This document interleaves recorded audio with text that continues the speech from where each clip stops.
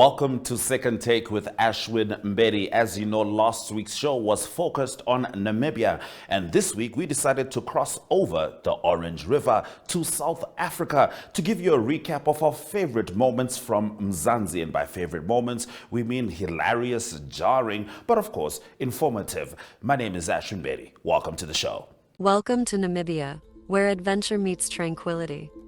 With Enjoy, you have access to a wide range of accommodations to suit every traveler's taste and budget. Experience the finest dining and hospitality Namibia has to offer. Booking your dream accommodation is just a few clicks away with Enjoy. Join thousands of happy travelers who have trusted Enjoy for their Namibian getaway. Your gateway to unforgettable Namibian adventures.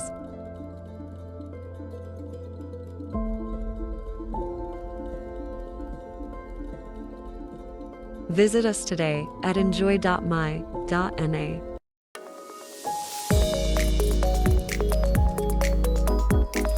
Now, in a country where the gap between the haves and have-nots could fit several game reserves the size of the Pala Pala farm, Cyril Ramaphosa has issued a warning about toxic cleavages in South Africa, having just started his second term as president of the country. This time with a coalition government, he's now the ringmaster of a political circus featuring the ANC's biggest rivals. Why? Because voters, tired of empty promises, rampant unemployment, and deteriorating public services, decided it was time to break away and find anything different.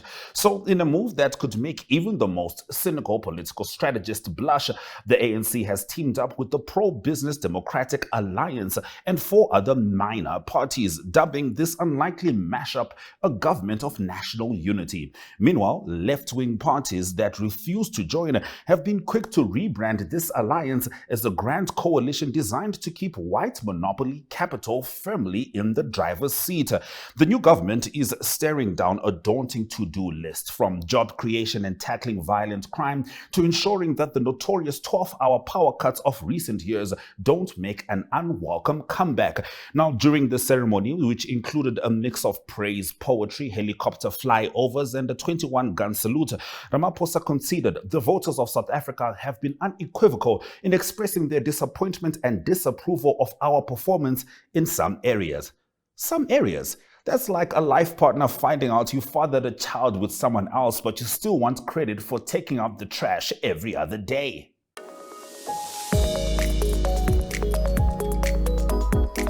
After the election in the country, analysts described the ANC's decline in support as a glaring indictment of its economic governance.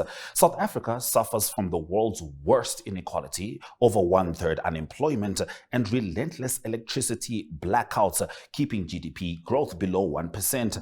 Now, this electoral disaster reflects public discontent and casts doubt on Ramaphosa's leadership. The ANC's journey from liberation heroes to political punchline underscores the harsh reality of governance, where promises and power often end in a satirical twist of fate. Which is why, in a move that smacks of last-minute electioneering, President Cyril Ramaphosa signed into law the Cannabis for Private Purposes Act, effectively legalizing private use of marijuana in South Africa. Now, the timing of this legislative high just a day before the general election, suggesting Ramaphosa was hoping to light up his dwindling support among the nation's youth. While the new law gives South Africans the green light to indulge in some private puff pass, it stops short of turning the country into a cannabis commerce free for all. Now, dealing in cannabis remains strictly prohibited, leaving aspiring marijuana moguls out in the cold.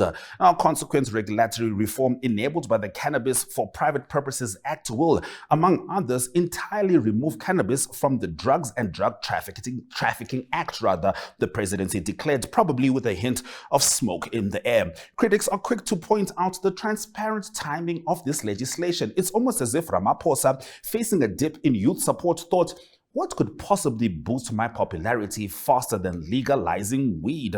The move has prompted widespread speculation that the president was banking on the Cannabis Act to win over young voters who might otherwise be too apathetic to hit the polls.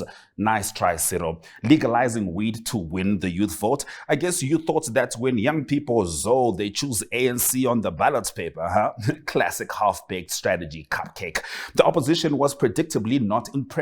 They accused Ramaphosa of pandering to young voters with a flashy but ultimately superficial gesture.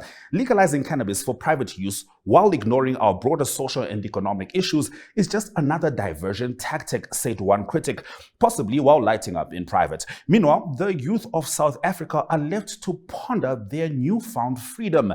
I mean, I guess we can chill at home and legally light up now, said one young voter, but we still have to deal with unemployment and high tuition fees. In summary, Ramaphosa's cannabis coup might have sparked interest, but whether it blazed a trail to the ballot box is another question entirely. Connection. It's in the human touch, the feeling of belonging. It inspires us and empowers us, creates clarity from complexity. It starts new conversations, unlocks the power of advice, and makes an impact on your life. At Alex Forbes, we pioneer insight to provide you with advice that connects your decisions of today to your impact tomorrow.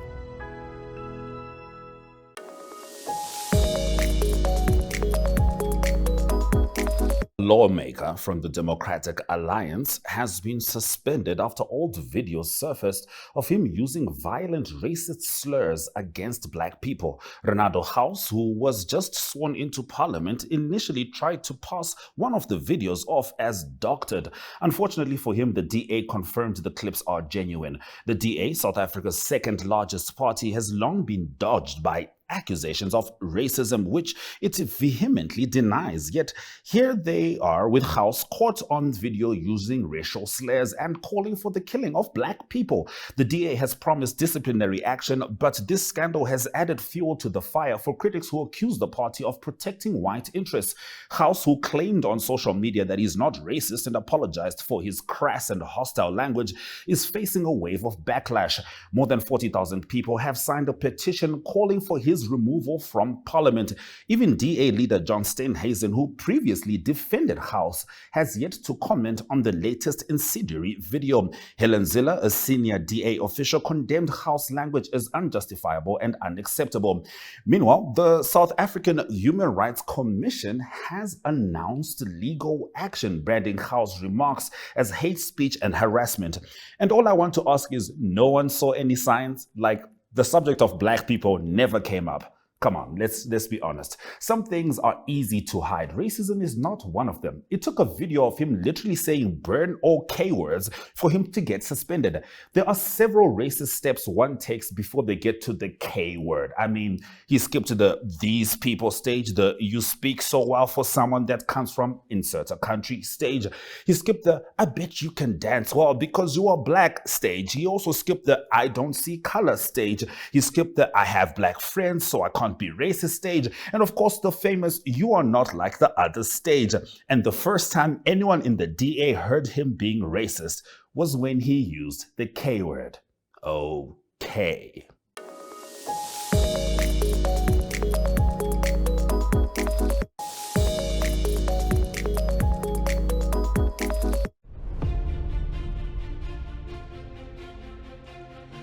That my non-renewal of EFF membership is not a vote of no confidence in the organization, but a revolutionary act that will allow progressive forces to unite and work towards the agenda for progressive and revolutionary change.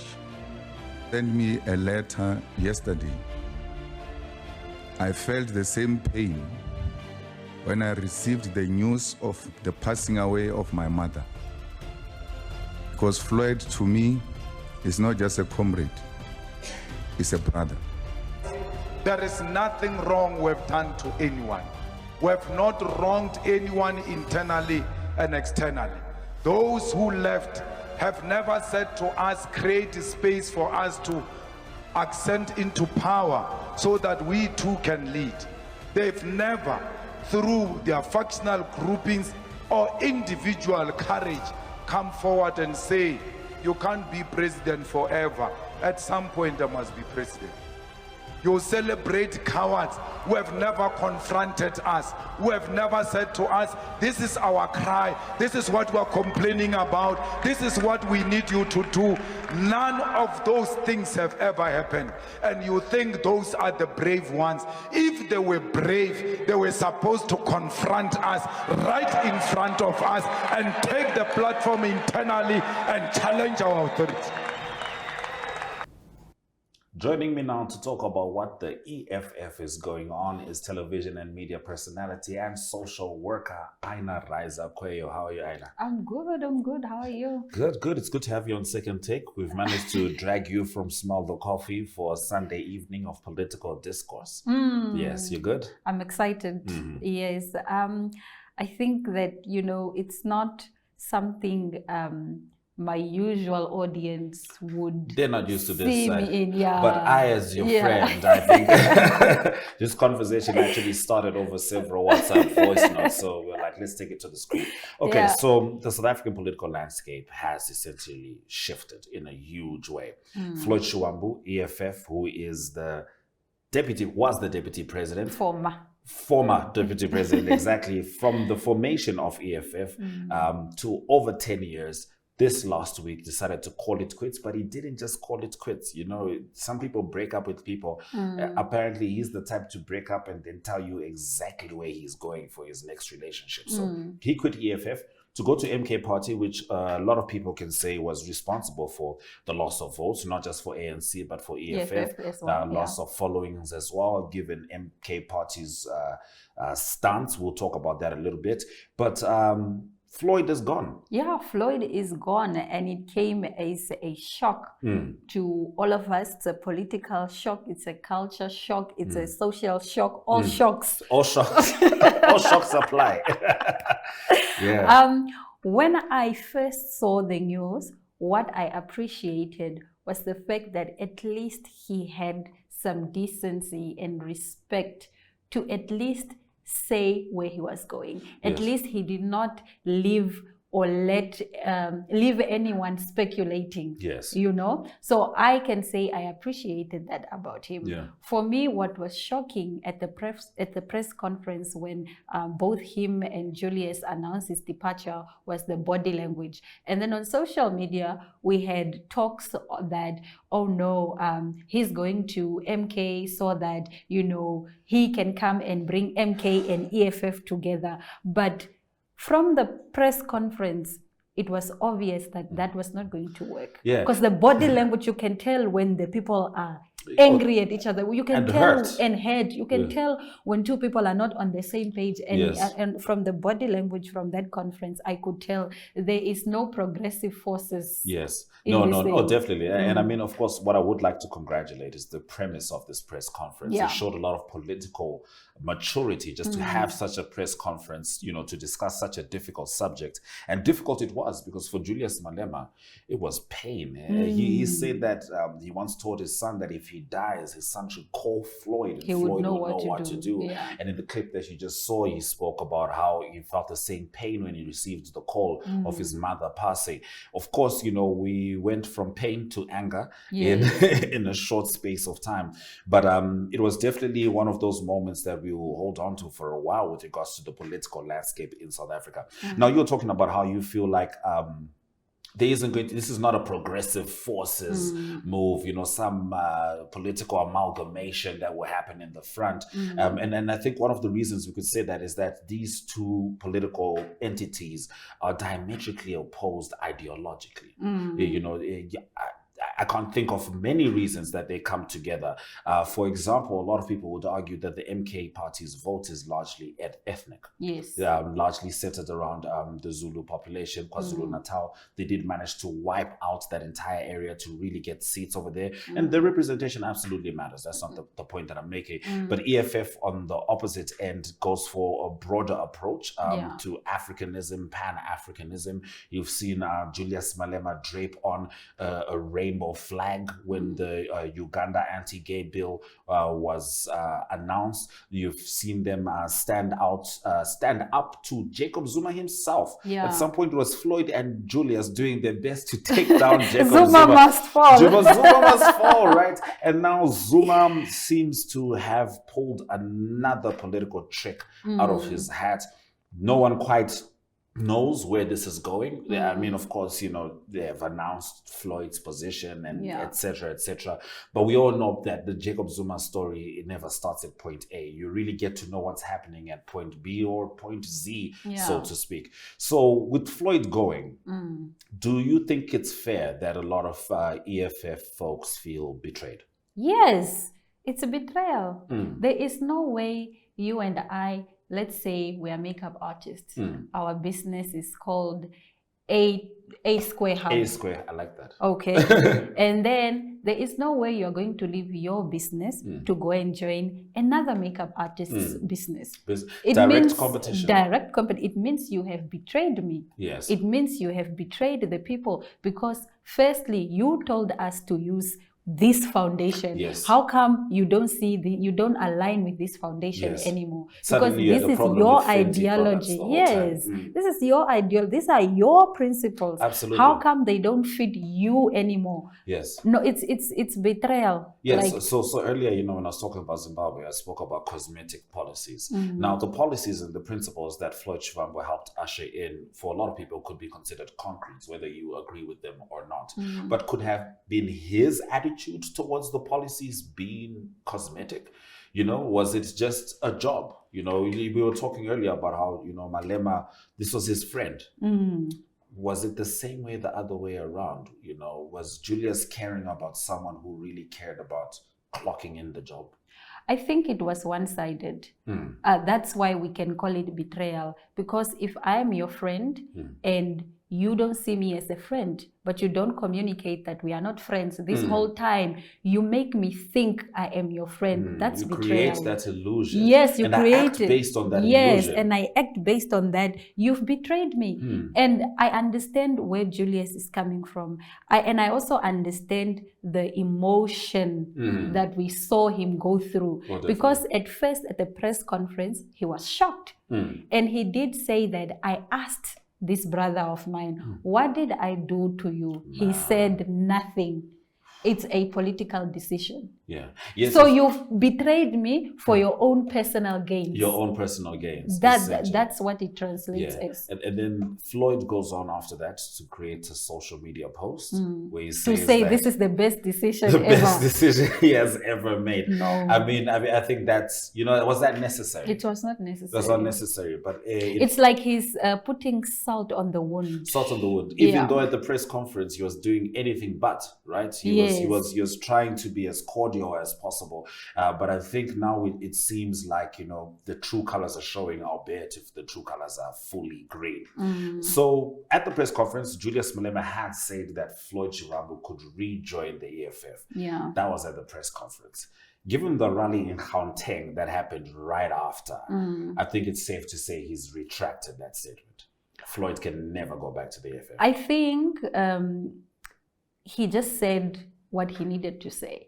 I think for him, it was a declaration of loyalty and also a cry for loyalty following this betrayal, which is fair. Yeah, so he's still processing pain. So he's still processing pain, and even now he's still processing it. So anything that anyone else says in this moment could be used against him. Speaking of which, when Floyd had posted that post where he says it's the best decision he ever made, Buyiseni Dlozi's wife liked that post, and Julius brought it up.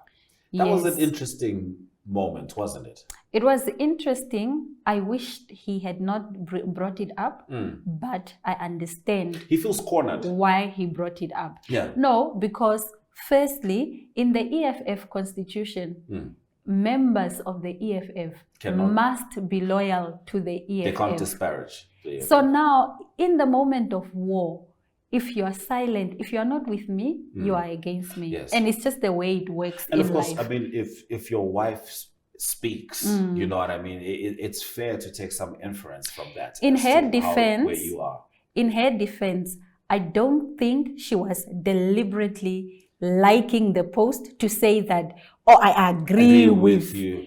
I think it's just one of those things where you are scrolling on social media and then you are just liking, not paying attention to it. Yeah. And also, yes, I think she's entitled to her own political affiliations. She has the right to have different views. Absolutely. She has the right to support whoever she wants to support. If she likes Floyd's post, it doesn't mean that's what the husband thinks, but it was the wrong timing. Wrong time. The And as issue an is EFF timing. member, Yes, the issue is timing. It was the wrong timing. Of course, she did remove that like from that post. And her husband, Buyiseni Dlozi, was seen, with Julius Malema. Seemingly everything is solid over there. But I could understand Julius's, insecurity in such a moment, because he wasn't sure who's with him, who's not with him. Because if two friends are fighting, you've been silent, you don't say anything, and the moment the opposition says something, then it appears as though you are in support. It might not be the case, but it appears in as such though, a way. yeah. And then with as far as Julius Malema bringing it up, I kind of saw it like, for lack of a better example, if a married man has a mistress, right, and he gets caught by his wife, in principle, everyone says, you're a married man, you've got these principles, you're supposed to hold on to these principles.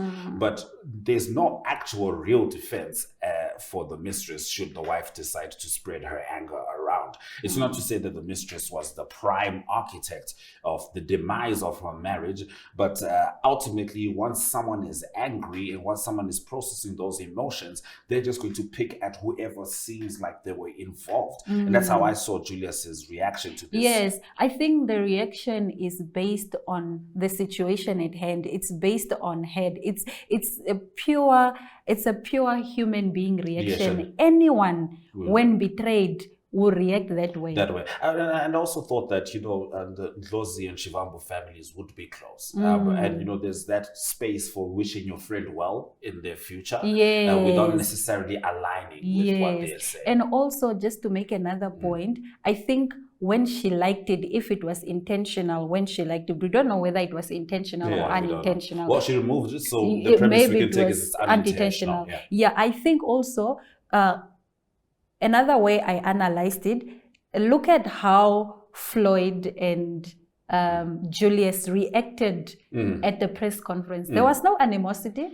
Julius said to us, we accept the decision. It's fine. We respect you. Go well. In a nutshell, that was the press conference.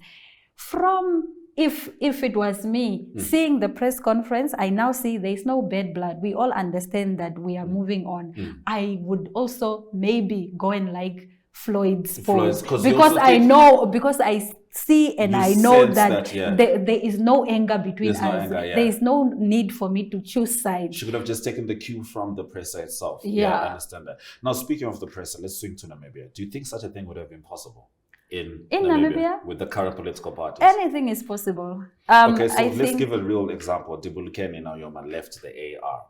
Do you think that him and Jabba Mpanda would have the political capacity? Let's not call it political capacity. It's like emotional, intelligent maturity. I don't mean it in a negative manner. I just would they take the initiative to have such a press conference? Would it go off as smoothly? I think it comes with age. With age comes wisdom. So do you think Swapa would be able to? So I'm not sure who would or who would not be able to. I think it's a character thing. It's a character. Yeah, that's what I say. Maybe not age, but it's a character thing. Yeah, maybe not age. I withdraw age. I want to say it's a character thing. Yeah. I think we address people based on the experiences we have had with them. So this whole time, if we've been cordial and I respect you as a human being, it's not easy for me to send you off well. It's not hard rather for me to send you off in a manner that is, acceptable and dignified. Yeah.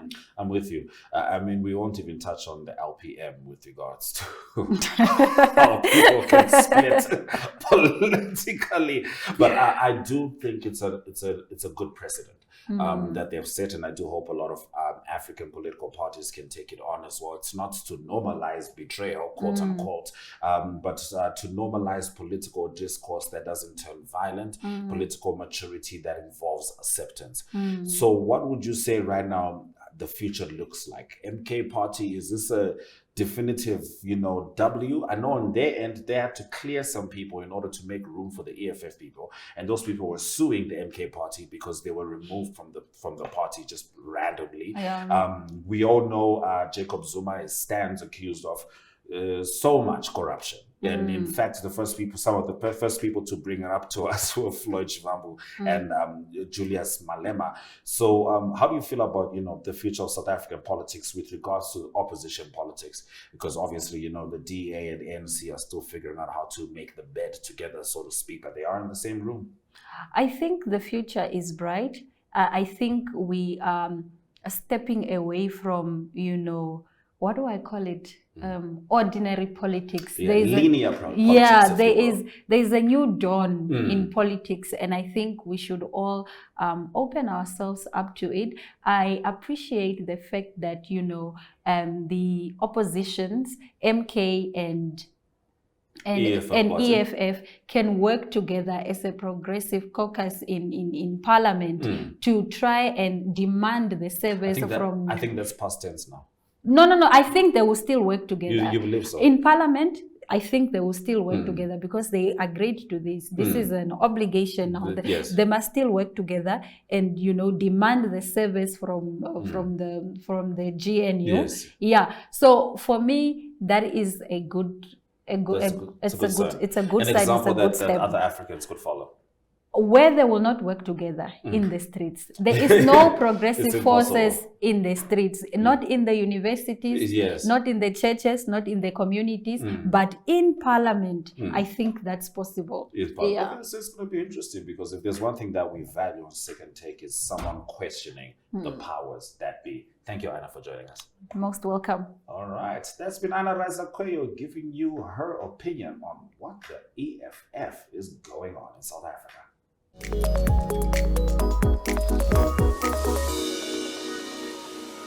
Thank you for watching the show. So we were focused on South Africa, and next week we're also going to focus on another country. Thank you for being with Second Take. And if you have any thoughts, any contributions, do let us know. And if they are really, really smart, I will not include them because even my intelligence doesn't need a second take.